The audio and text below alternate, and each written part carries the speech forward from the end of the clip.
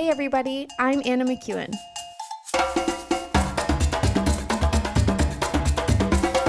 And now for Bob Switzer with the epic narrative. Say what? Welcome back to the epic narrative. This one is awesome. Abram is just is a lot there, right? He takes up, good grief, a dozen so chapters, and then we got Joseph. I think Joseph deals. I think we got like 20. I think is it the last 24 chapters of Genesis are all about Joseph. So, we're in one of those epic stories within an epic narrative. And I was reminded the other day, again, that these books. I believe these books were written by Moses, and Moses wrote these books while he's in the wilderness with the people of Israel that he had rescued from Egypt, which again it will be next year's epic narrative on the book of Exodus. But he's writing these books because he wants them to know their history. He wants them to know their heritage. He wants them to know where they came from, which is why he started with creation. He wants them to know this is who your God is, and this is who you reflect here on this earth. And these stories about the fathers of the faith, if we want to call them that, like Adam and Eve, Noah, Abram, these stories are to remind them, hey, where we come from, our people, people aren't perfect, but that isn't their identity. And we get into that many times, right, on the epic narrative. We talk about the fact that you can, if Adam and Eve can sin without a sin nature, then you can sin and not have a sin nature either. God gives you a new nature. And your new nature is complete. It's not something that you obtain sometime later when you die and go to heaven. It's something you have now. So your choice to sin is your choice to sin. And in that choice, you get to also say, that is not who I am. I belong somewhere else. I belong to someone else. Someone else. I belong to a place of light and love and hope. I don't belong in a place of fear and worry and anxiety. I belong elsewhere. And that's the beauty of Genesis. That's the beauty of this culture that God creates for his children, is you're not from this place. You belong somewhere else. You belong to somewhere else. You came from somewhere else. You now are on a planet that allows you to, you've been given the power and the authority to represent where you came from here on this planet.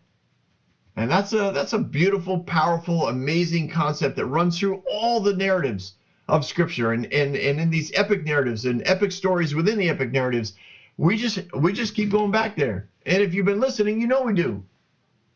And half the time, I don't even know how we're going to get back there as I'm talking. And then all of a sudden, it's just right there. It's clear as day, like our identity and our purpose and our destiny. Every time I say destiny, I think of Back to the Future. Do you remember that movie? You are my density, destiny. McFly. All right, sorry. Genesis chapter 13. We'll see. This is a good little story. Here we go. So Abram went up from Egypt to the Negev, which is a region, right, with his wife and everything he had, and Lot went with him.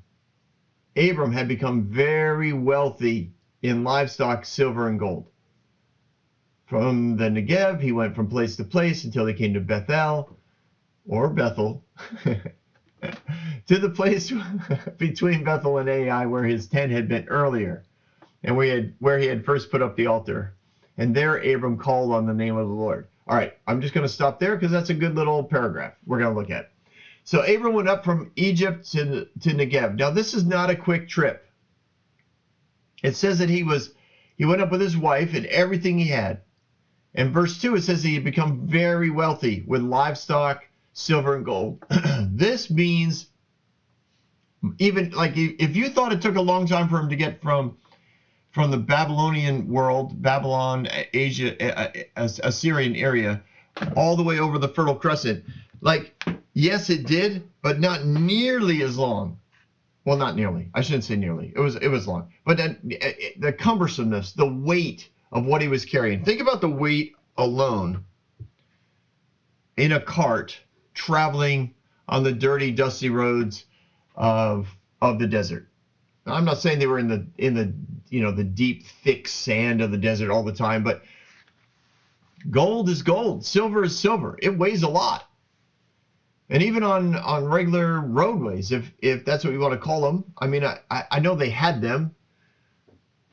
They were padded down or matted pathways where caravans would travel, and they're traveling down through the desert. Their carts are heavy, and their carts get stuck, and things break when they're under a lot of stress. And they have just basic transportational needs every single day, because unlike our world where we get to stop for gas, and it might take us 10 minutes to get out of the convenience store with a tank of gas, they have to stop soon enough and early enough and in the area big enough for them to bring their animals to places where they can be fed and watered, because if they don't, their animals drop over dead, and then their cart is really stuck. And it says that he was rich in livestock, right? And silver and gold. So not only the weight, but the livestock in and of itself. Now remember, he got all this stuff because he was, in essence, entertaining suitors for his wife, which is just I can't, just so, he should not have done that. But he became incredibly wealthy through doing that. And some would say, well, the ends justify the means. No, they don't. They don't. And he could have trusted God for that. Now, did God leave him, forsake him? Nope. Did God let him keep all the goods? Hey, this is what I know. When you work on your own and you get what you get, God's like, awesome. You blessed yourself. You did good. Everything I know about God says that if we wait for his blessing, we probably would have done even better. That's the crazy part to me.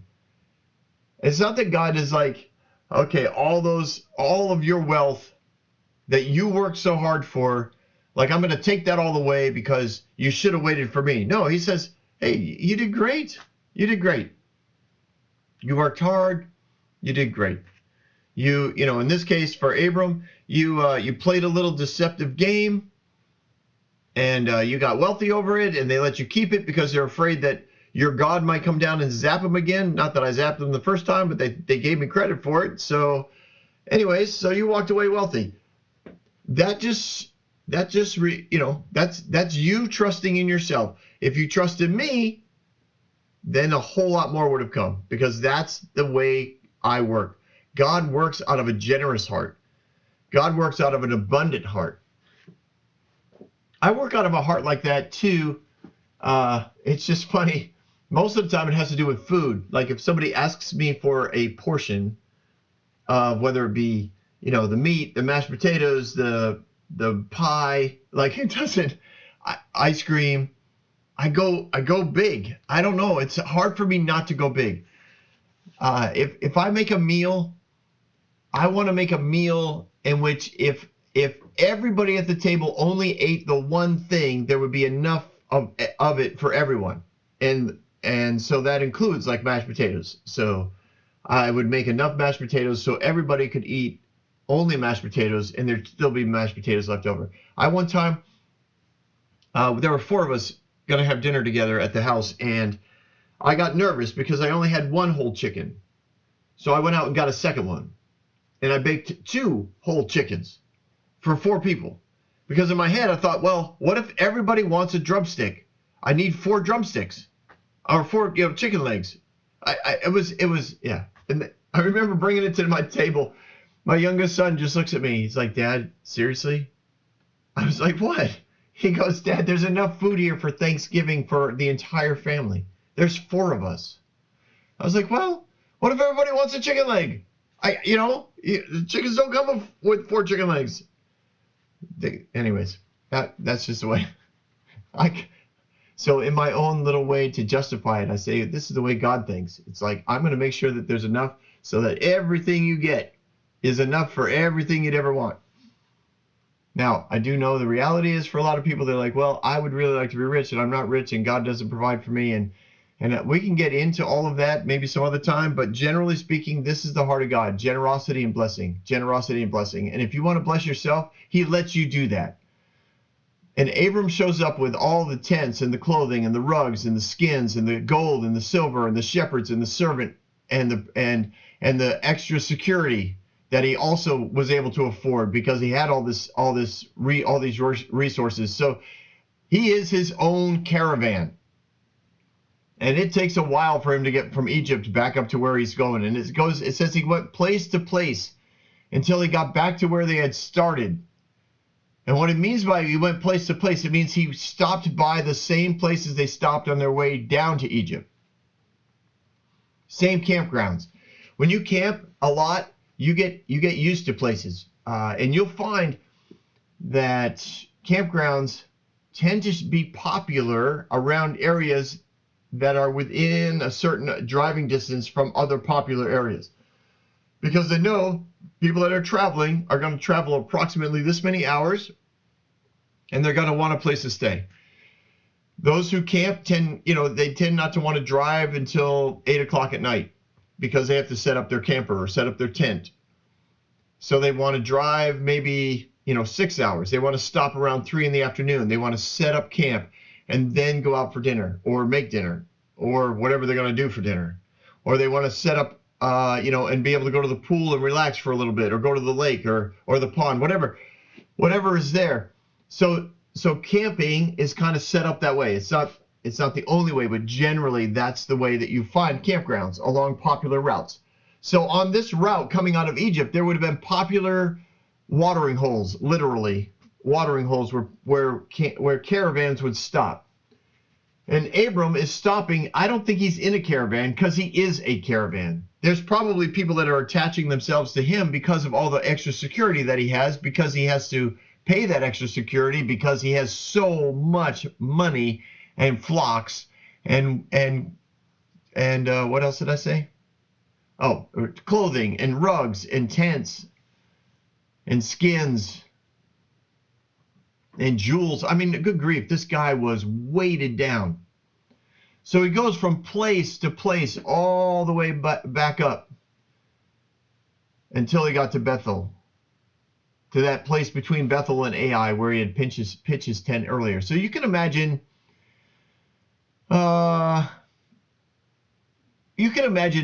his rearrival, right? So in that area of Bethel and Ai, right, there's large cities, and when a large caravan comes and parks themselves in the middle of a plain, everyone can see them.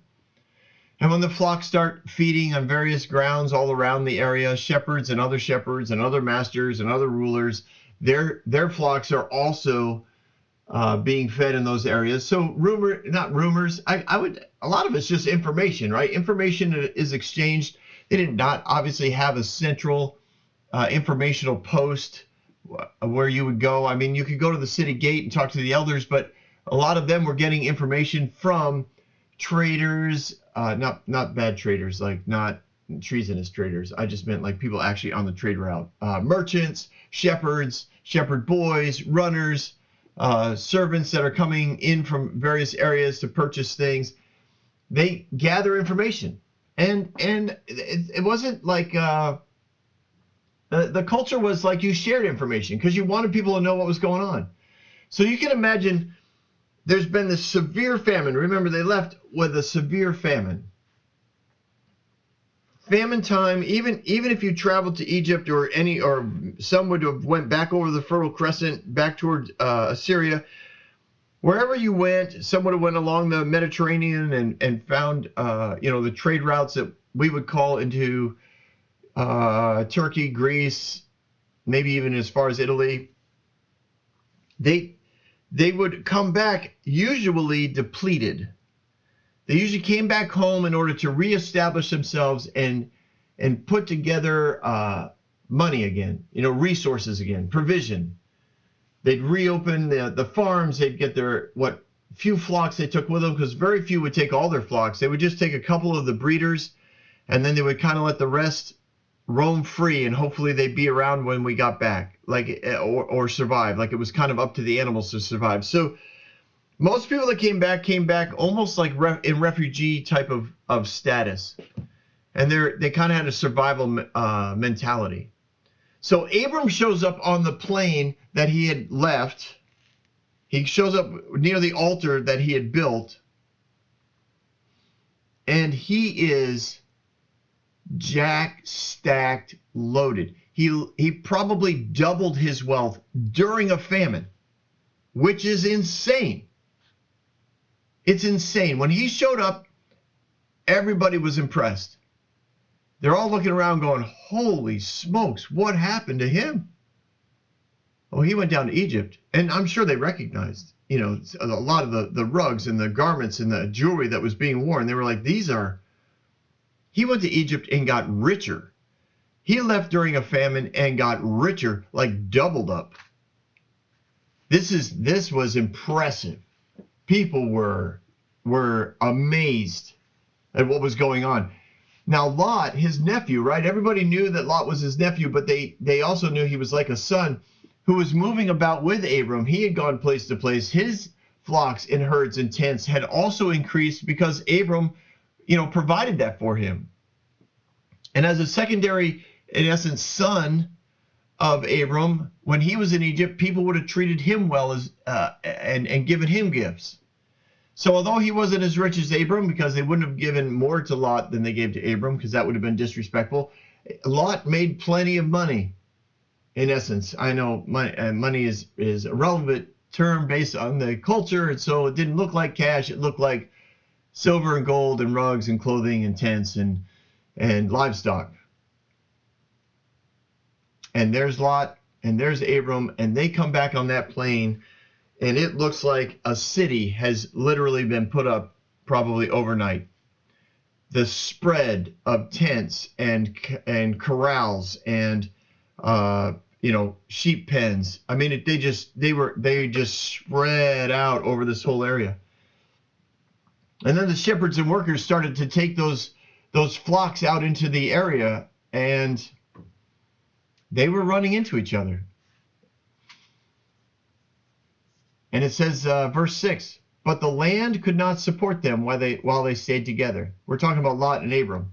For their possessions were so great, they could not stay together. And quarreling arose between Abram's herders and Lot's, the Canaanites, the Perizzites, basically the other two large tribes of people, cities, villages, that were also living in the land at the time. So Abram's herds and Lot's herds and their shepherds, they were separate. They didn't all come under Abram's umbrella. And so they were out for their masters. They were out for themselves. They were out to make sure that they did a good job so they didn't lose their job. And as they're walking around, of course, they're running into people who have lived there for years. Remember, Abram moved in probably a year and a half, 2 years ago. So he's an outside force, and Lot is an outside force, and they are, in essence, foreigners in a land. They don't have a city. They don't own any property. Remember, they don't own this property. They just moved in, and they've clearly taken over, and they're starting to bounce themselves into the people who have lived there, who have, fed their herds, have fed their herds on this pasture and in this field for probably hundreds of years. And now they're upset. They're like, who are these people? And there's fighting that occurs. So because of all of that, Abram has an opportunity here. He has an opportunity to work things out. Abram solves this opportunity through relationship. I mean, listen to what he does. So, verse 8, Abram says to Lot, let's not have any quarreling between you and me, or between your herders and mine, for we are close relatives. Is not the whole land before you? Let's part company. If you go to the left, I will go to the right. If you go to the right, I will go to the left. Now, this is really beautiful, because Abram could have solved this through, let's say, the power of his calling. Remember that he clearly had a call from God. He was in a pretty consistent relational connection to God. Again, I don't think he was when he went down to Egypt, but that was yesterday's. That was the last episode. You can listen to that. But generally speaking, he had a close relationship with God. In that relationship, he had gone, he had learned that it's better to solve things through relationship than through power struggles. And he could have turned this into a power struggle. He could have turned this into a calling, right? There's lots of times that you'll run into people, especially in the Christian world, who have a calling from God. And when you run into a relational opportunity, they will pull out the God card, right? Say, well, God told me that I'm supposed to do this. So you need to get out of the way, or you need to leave, or you need to find a different calling, or whatever. This is my legacy. Go somewhere else. This is my ministry. Go somewhere else. This is my reputation. Go somewhere else.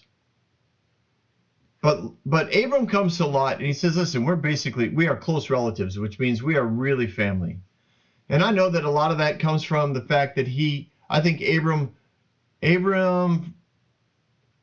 had a sense of responsibility because Lot's father, if you remember, Haran, according to legend, Haran swore loyalty to Abram because Abram walked through a fire pit and was unharmed. And because he swore loyalty to Abram, Nimrod immediately asked him to walk through the fire pit.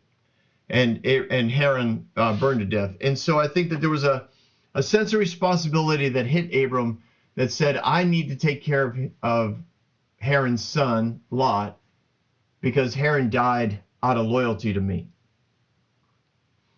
So he says to Lot, I'll tell you what, you get first choice. You look wherever you want to look. Right, left, doesn't matter to me. You pick a spot. When you go, wherever you go, I'll go the opposite direction. We are gonna separate to such a place that we will not be running into each other. Our flocks can expand, and we can have influence, and we can interact with the locals and not be fighting each other. We should not be fighting each other. We should not be quarreling. This is not the way of heaven. That's what I think is the motive here. It's not that he doesn't want to argue with Lot. He could have crushed Lot. He could have made Lot a servant of his.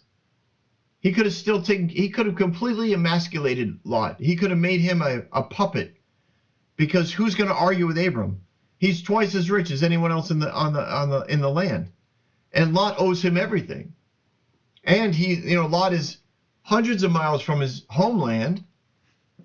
And if he tries to walk away, Abram literally has a force of several hundred military men. He could just say, all right, you want to go away, you walk away alone. Like, here's a bottle of water, have a nice day. So he enters into a conversation rather than a confrontation. That's a huge difference. It's a huge difference. So Lot looked around and he saw the whole plain of Jordan towards Zoar it was well watered. It was garden like the garden of the Lord. So it reminded people of, shall we say, their history lessons of the Garden of Eden. It was lush, it was bright, it was green, it was filled with life, birds and what are the creepy crawlies and animals, like everything. This, of course, was toward the cities of Sodom and Gomorrah, and Lot chose for himself that whole plain of the Jordan, and he set out toward the east. Now, it's not like these two guys were standing on like a cliff, and Abram's like, you go, look around, which way do you want to go? This involves a journey. So Lot either knew of this place, or Lot actually went around and looked for a place. But either way, when he chose it, this was not like a 15-minute discussion. This probably went on for more than a day, And Lot thought long and hard and probably talked to some of his shepherds, and they said, you know what? If we got a choice, man, we should head down to the plain of Jordan towards Zor. Man, that place it's like the Garden of Eden down there. It's huge, and it's green, and it's amazing. So let's head there. So it says there in verse 11, the two men parted company. And Abram lived in the land of Canaan, while Lot lived among the cities of the plain and pitched his tents near Sodom. Now the people of Sodom were wicked and were sinning greatly against the Lord.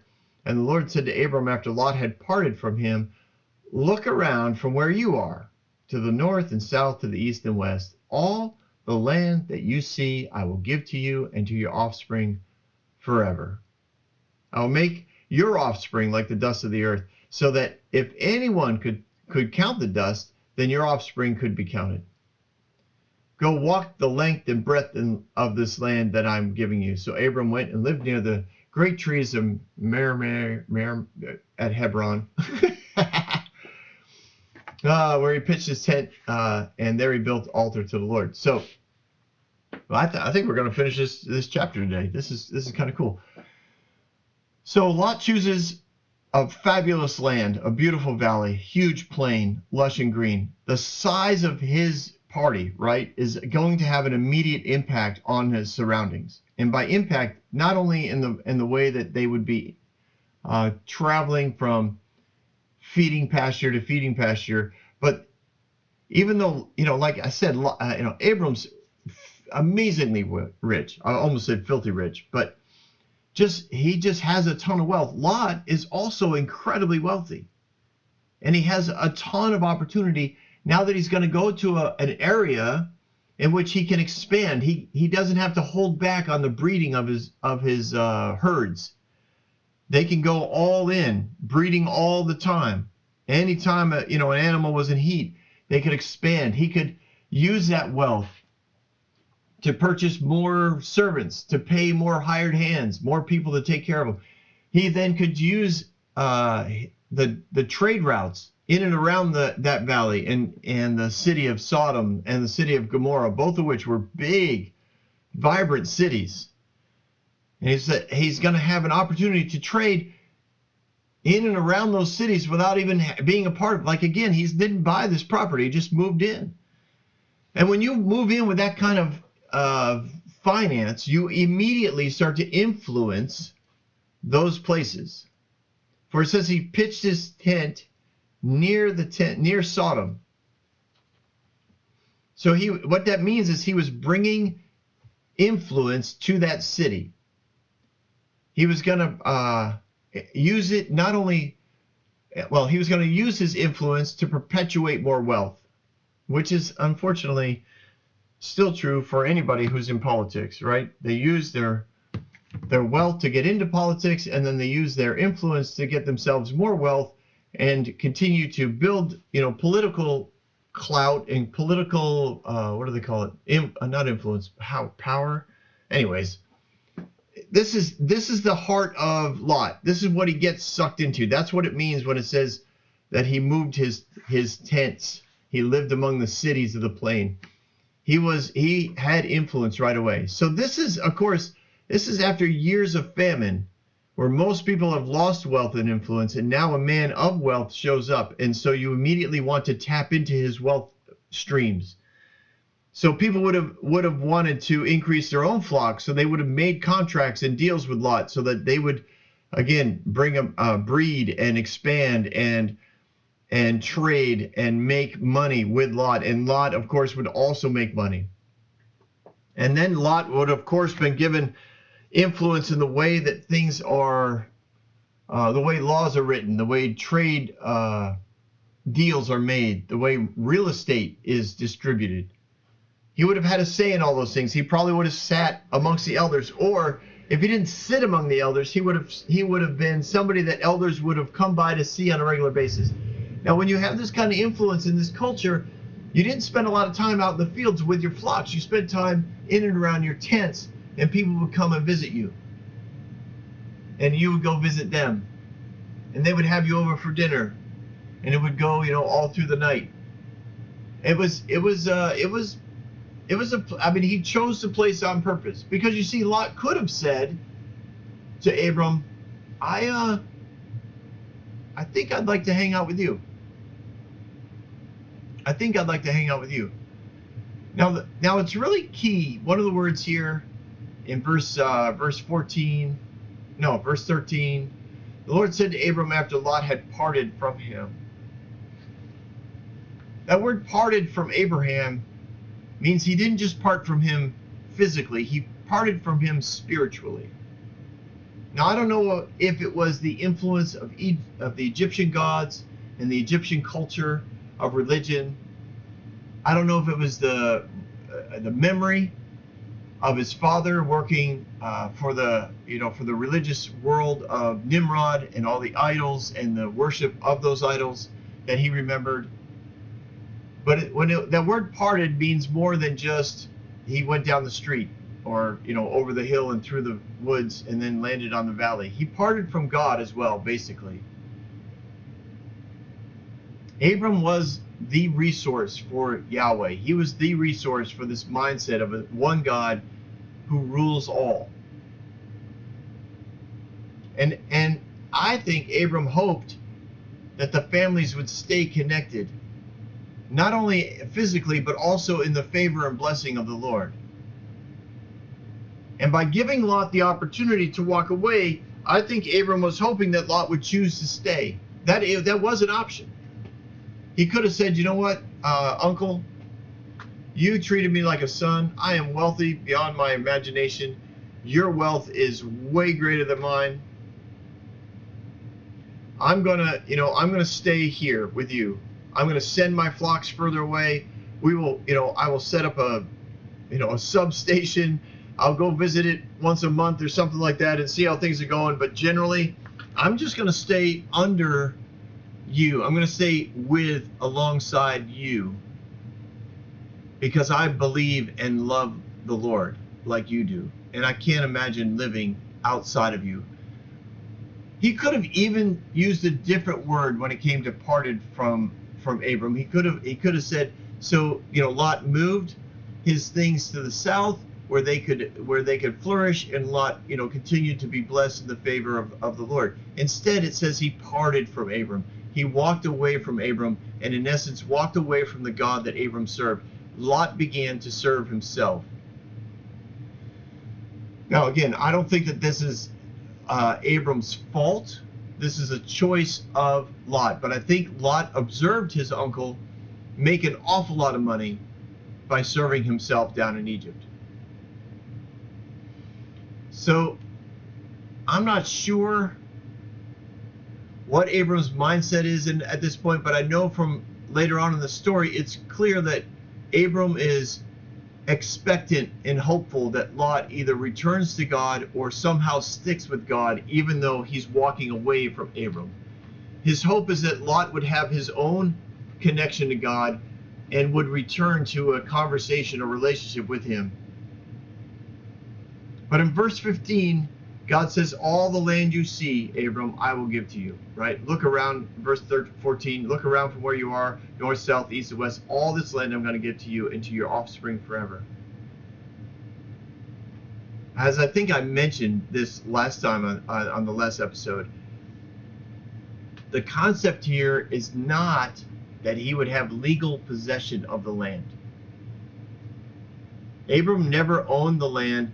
Abram, other than buying a tomb for his wife, Abram never attempted to buy the land. Stick with me on this. He had enough wealth to buy the land. He had enough influence that he could have just literally been given the land in order to stay in the area and keep his trade and his flocks and his influence in the area. Like, they would have given him land. No king or mayor or governor of a city would have refused Abram's presence. They would have found a way to work with him. Abram's understanding of what God was telling him had nothing to do with owning or taking over physically, like what do I want to say? Declaring war, one village after another. He's like, I'm going to give you this land. Abram understood. I'm going to have this land. I will literally fill this land with my family. Abram hoped Abram knew that exiles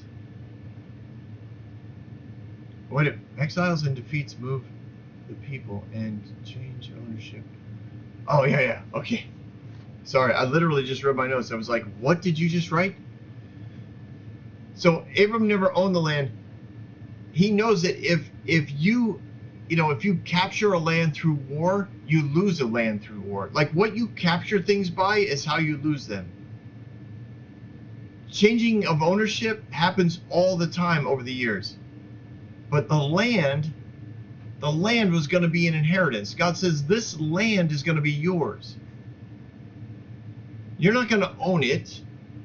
You're not going to battle for it. The land is going to constantly be yours.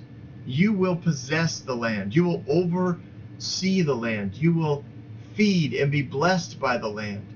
Feed on the land, be blessed by the land. Your relatives will spread all over the land. He's like, go for a walk. Go anywhere you want to go. And when you're all done walking, understand that all of that, your relatives are going to fill this place. They're going to have influence. No matter what avenue you want to say, religiously, they're going to possess the land. Through entertainment, they're going to possess the land. Through trade, they're going to possess the land. Through finances, they're going to possess the land. Through education, they're going to possess the land. You're not going to have to own anything. All of this is going to belong to you because of who you are representing on this earth, because of where your identity comes from, which is all the way back to the beginning. Abram understood where his identity came from because of the way that he was trained and discipled through those who had been there. So it says, so Abram went and lived near these great trees, which were basically like redwoods in Hebron, the cedar trees, and he pitched his tent and he built an altar there to the Lord. So this is definitely separate from Bethel. It's south of Bethel, probably a good day's walk or more. And he wasn't alone. Please don't think that he was like this lonely old man wandering the wilderness, looking over it, going, "You will give me this land. God promised me this land." I'm sure he had people with him. And he probably rode something, whether it was a camel or a horse or a donkey. And he probably had carts of provision. And he was just like, we're gonna go camping for a while. He separated, the flocks were separated, the impact, the feeding was, he found other places for them to go. It was like a recon mission. He's establishing connections along the way. He's meeting governors and mayors, as we would call them. I don't know what they were called there. Tribal leaders, family elders. He's meeting kings, queens, princes, whatever. Like he's making all these connections. He's got money. They can tell that. He's got influence. They can tell that by the amount of things that he has. They've heard of him before. They've seen evidence of his flocks before. They love what he does. They talk about him on the trade routes. He sets prices based on what's available and what's not available. He understands, he learns and understands the governments of the area. He gathers information of the area. Like, this is not just a walkabout of standing in the wind, squinting into the sun, seeing the sunrise over the Mediterranean and being like, yes, this is all mine. This is a man who understands what God is telling him. He's saying your relatives are going to be all over this place.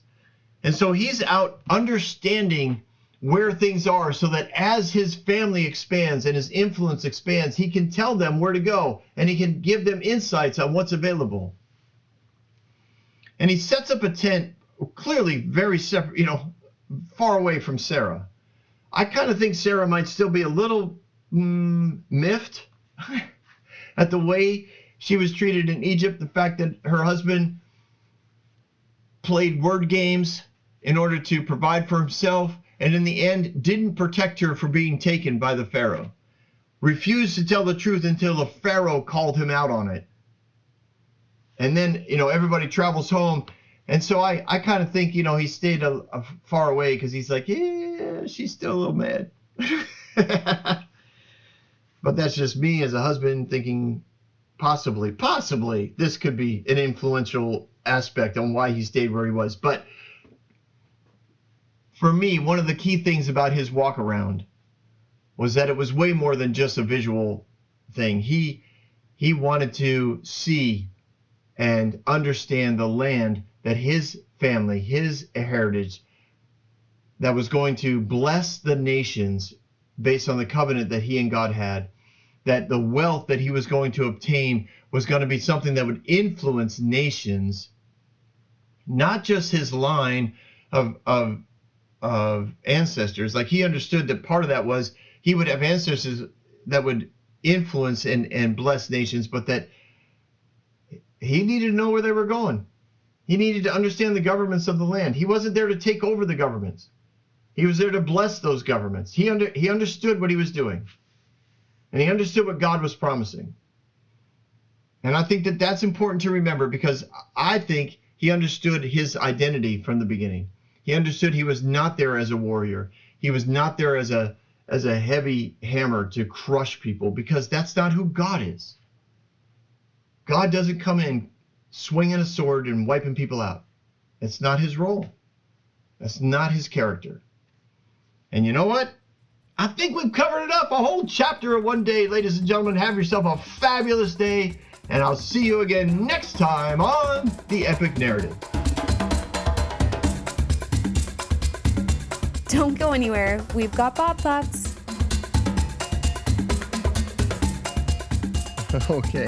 Okay, here's some thoughts. A couple things. One, I wanted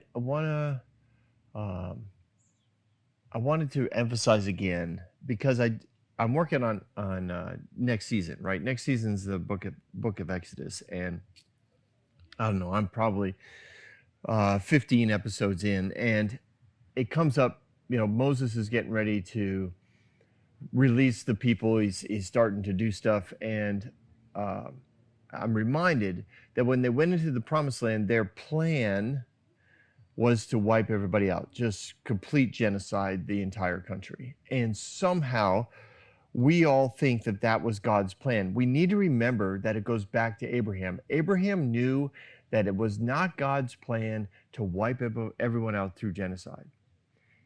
The whole concept is that you will inherit this land.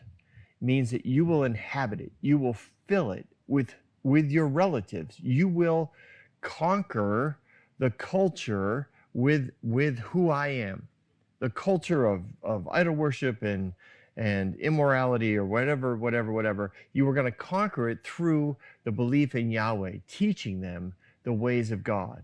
This is what was going to bring about the promised land. It wasn't about genocide, never was about genocide.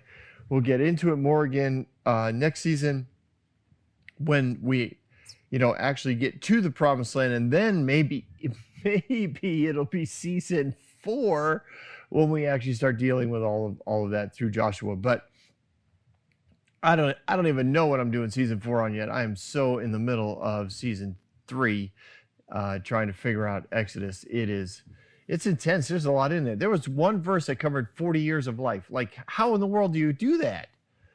Oh man, it was fun though. I think it took me 4 episodes to get through it. Anyways, that's between you and me. We'll work it out next year when we're all together again. On with this episode. Another thought I wanted to drop in there for a little bit more is the idea that Abram took the opportunity to handle a situation between him and Lot relationally. He could have easily pulled the "I have a call from God" card. He could have easily pulled the "I'm your elder, my brother was your father, I've taken care of you since you were a child, I've given you everything that you have, you'd have nothing without me." Like, there's so many different ways that he could have went at this that so many other people would have done. And specifically, I think of spiritual leaders and parents that would have taken the opportunity to remind this person. And again, we're talking somebody that is like, he's not like 16 years old, right? He's 40 something years old at this point. He would have still took the opportunity to remind them, hey, listen, you're not as big as you think you are. You couldn't have gotten where you got without me. You better just settle down, son, and let me handle this. And he could have handled it all that way, but instead he's like, listen, Lot, you're awesome. I'm with you. Wherever you want to go, I will take the other way. I will give you the highest priority in picking where you want to go. And remember, when it says that he left Abram, it doesn't mean that he physically left. It really speaks about a depth of relationship and specifically belief in God. He walked away from everything his uncle had taught him. He was going totally independent. And of course, we'll see in the upcoming episodes just how much how good that worked out for him. As most rebellion and independence usually does work out just so great for everyone. Don't you just love it when somebody wants to talk about how independent they want to be and they're going to make it on their own? And everything within me, and I had those thoughts too, I really did. But everything within me wants to look at him and go, really, you are literally going to be the only person on the planet that this works out for. And you're so confident in that moment that it will. You're like, yes, it will. I will be the only one that absolute independence and rebellion works for. Everybody else was a loser. I'm the only winner when it comes to this. Oh, and I think, to put it in the words of a wonderful Southern culture, God bless their heart. Because Lord have mercy, they're all coming back. But we'll see what happens with Lot next week as the story continues. But thanks for hanging out. I look forward to seeing you again very soon.